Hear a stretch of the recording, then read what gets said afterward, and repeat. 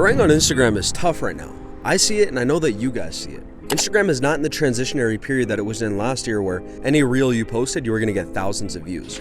Right now it's in kind of a static, stuck phase where it seems like a lot of people are struggling to grow and to get momentum. So today I'm going to talk about why that is, the state of Instagram, and what you can do to keep growing anyways. So what do I mean that Instagram is in a static period and not a transitionary period like it used to be? Well, Instagram every few months to few years has these transitionary periods where a lot changes on the platform.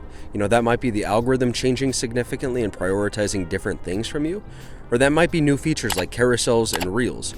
Like this is what we saw over the last 2 years with reels, where you could post a reel and it would get hundreds of thousands of views, but right now you post a reel and it might get 30,000 views, 5,000 views, 2,000 views, right? It's a lot harder to get views on reels right now because everything is static. Not a lot is innovating, not a lot is changing. I think just a year and a half ago, I was able to get like 300 million views on my Trap Theory page, but right now, man, I'm struggling to break 10,000. That's the difference between a transitionary period and a static period on Instagram. When things are rapidly changing, if you're an early adopter, you can take advantage of that to get lots of followers, to get lots of reach and growth. Right now, everything is very saturated. There's a lot of creators, so it becomes a lot more difficult for you to get the share of views and attention that you want. So that's really the state of Instagram right now. Everything is kind of static, kind of stuck, and there's not a whole lot of innovation going on at Instagram. It's not super easy to get that rapid, fast, big growth like you might have had just a year or two ago. But that doesn't mean that it's impossible to grow, even if it's a little bit slower or a little bit tougher. So keep your eyes peeled for the next transitionary period, because that's really where you can get that fast growth. But for right now, let's talk about what you can do today to keep growing right now. One thing that's become really apparent to me in the last week with a smaller page that I manage for a business is that Instagram as a whole has become a lot more momentum based than it used to be. It kind of seems like if you don't already have that spark, if you don't already have an audience that's engaging with your content, it's a lot harder for you to get started on Instagram than it used to be, and it's a lot harder to get growing. It really seems like you got to have kind of that audience already rocking with you if you want to grow on Instagram. So there's a couple ways that you can go about trying to build that initial audience to make sure that you're primed for takeoff later on. If you are in a position to spend money, which I know a lot of you guys aren't, I will just say, don't bother spending money on Instagram ads. What I would do is actually spend that money with influencer marketing, finding pages that are super similar to yours, and then kind of going out and getting bids from these different pages. What would it cost for you to get a shout out from these bigger pages that cover the same topic or similar topics to what you cover?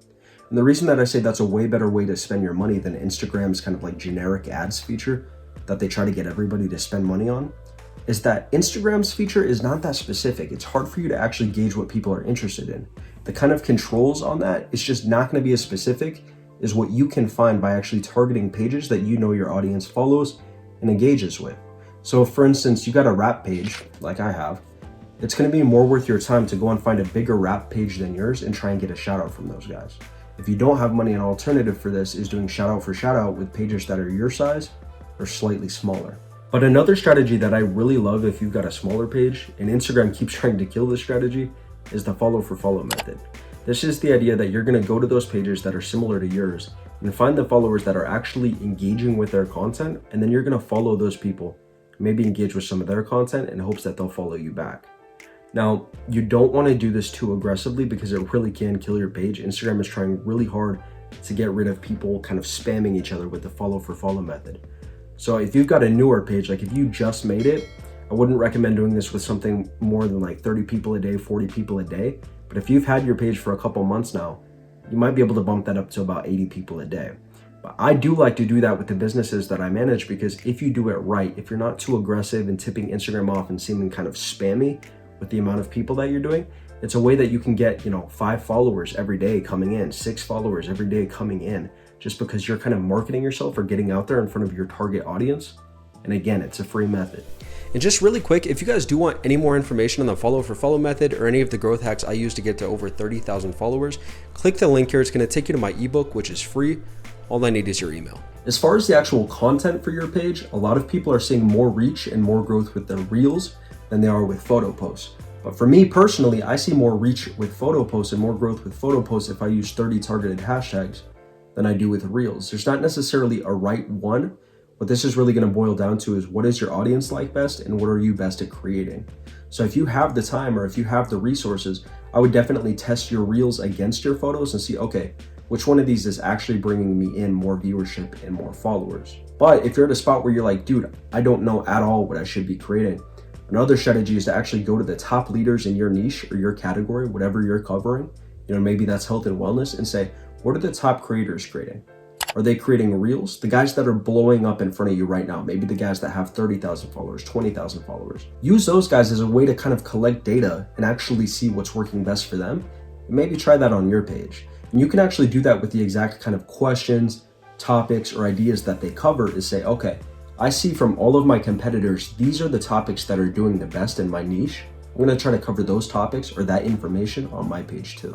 And I know that doesn't feel super creative, but that's what the music industry has been doing for years, right? It's like, okay, this subgenre of music is blowing up. This type of artist is blowing up. We're gonna try and get more artists out there like that, because clearly there's a craving for this kind of music or this kind of artist. So you're just taking a strategy that has been used effectively before, and you're trying to adapt that to social media. And I've talked about this before, but it really does all boil down to evoking emotion out of your audience. If you have content that makes people angry, or it's a divisive issue, that typically does get more engagement and more reach. Obviously, don't abuse that, because you don't want to leave a negative impact on the internet. But the other thing that I actually really like to use is humor. And I'll give you guys an example of how humor really will take you a lot further. I think the most liked post on the bike shop's Instagram that I manage is a post that I made just last week. It was a little meme about two different groups of bikers.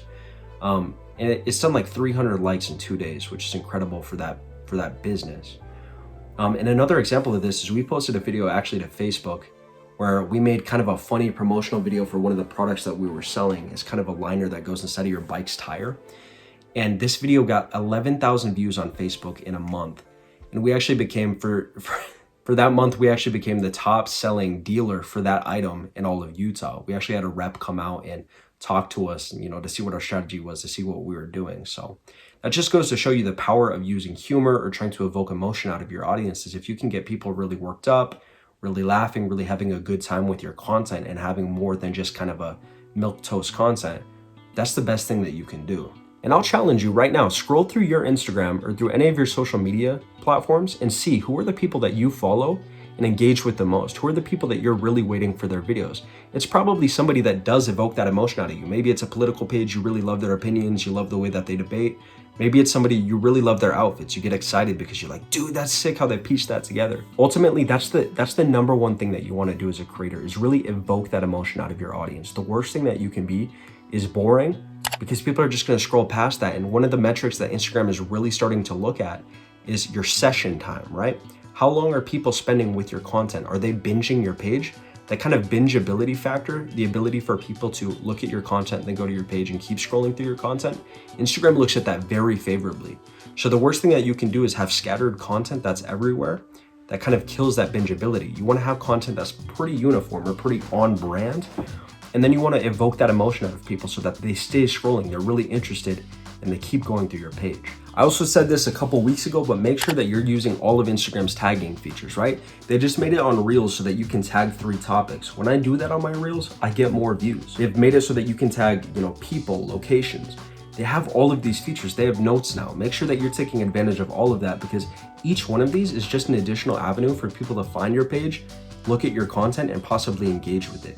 And again, that's what Instagram is really going to look at to say, hey, do we want to push out this small page to more people, or do we not want to? How are people starting to engage with it? And I have to emphasize, consistency is something that I think a lot of small pages can do better. This is something that a lot of us don't fully grasp, which is this idea that you're not just competing with other small pages on Instagram. You're also competing with the big pages that have full media teams behind them that are posting 10, 12, 14 times a day. So ideally, you should be posting multiple times a day and 5 or 6 days a week. Obviously, this is going to be a little bit different depending on what kind of content you make, but you want to get out as much as possible because, like I mentioned earlier, getting your engagement up and building that momentum is going to be one of the most crucial things in actually getting your page recognized by Instagram's algorithm, getting you to go further. And there are some smaller things that everybody should be doing too that a lot of times we forget about. A basic one is optimizing your profile. People should be able to clearly tell what your page is about before they even start scrolling through your content. Your bio should have that information clearly stated. Another one is having your page as a business profile so that you're able to collect all the metrics, all the data that's going to show your growth, your reach, all of that good stuff. And another thing later on is removing ghost followers. But if you guys want more information on all of that, This series here is where I went to 10,000 followers in real time on my first page, and this will show you guys all of that and more. So click that playlist. Thank you guys for watching. God bless.